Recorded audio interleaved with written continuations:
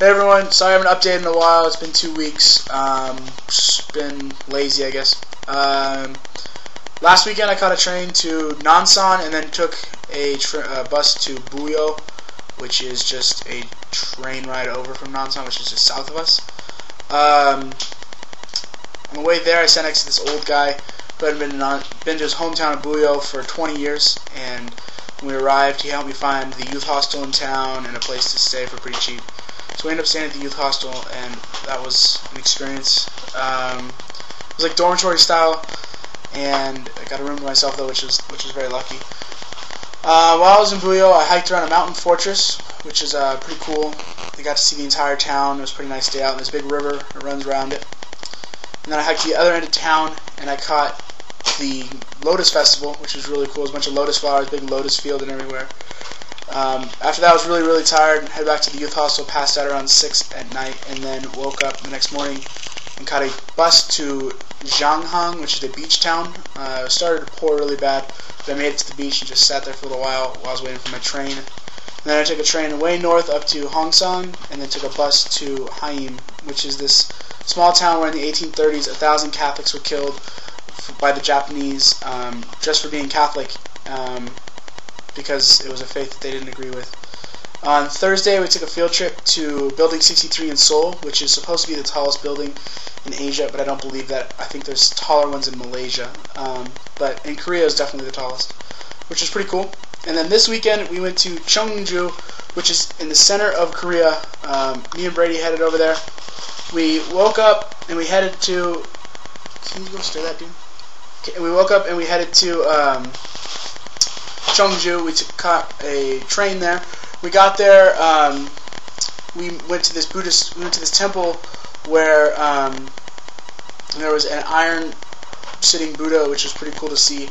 We got there and we were confronted by this monk who showed us how to pray to Buddha correctly and did like a little Buddha ceremony for us. It was really cool. It would have been nice to know earlier in the trip, not the last weekend, but whatever. Afterwards, she sat us down in her office, and we had grapes and water, and she was talking to us as best as she could in English, and as best as we could in Korean, but we don't know any Korean. And then we went to, and then she told us that like a high priest monk was coming here in a half hour, going there in a half hour. So we waited for her, and we were able to have lunch with her, which was really cool, along with one of the people that was traveling with her named Lee Hwang Ho, which is this really cool guy who's 21.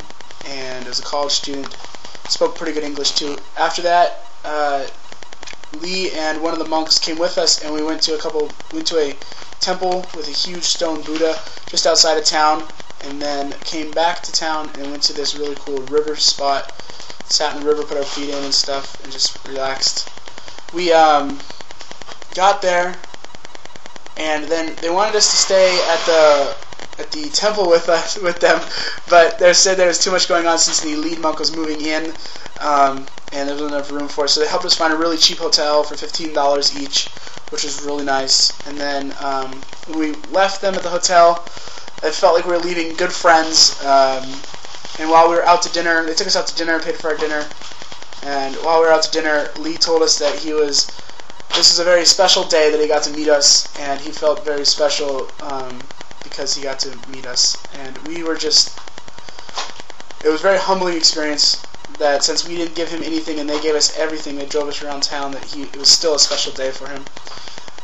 We woke up this morning and we went to the Liquor Museum thinking it'd be a really fun trip. Completely boring. They didn't sample anything. It was all in Korean. We couldn't understand a single thing. There was no English, and it was completely boring, and they even gave us shot glasses, but they weren't serving anything. Huge disappointment. And but there was a really cool river festival going on, and we went to that, walked around there, some goofy statues, some cool fountains and stuff. So that was a lot of fun. We did that, and then we headed back to Pyeongtaek. So now I only have 5 days left in Korea. Can't wait to come home.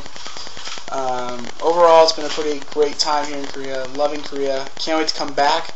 Hopefully sometime soon, but if not, hopefully the Olympics in 2014. Yeah, it's 7 years off, but whatever.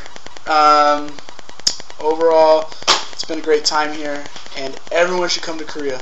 Hope everyone had a good weekend, and I'll see you guys in 5 days. Bye.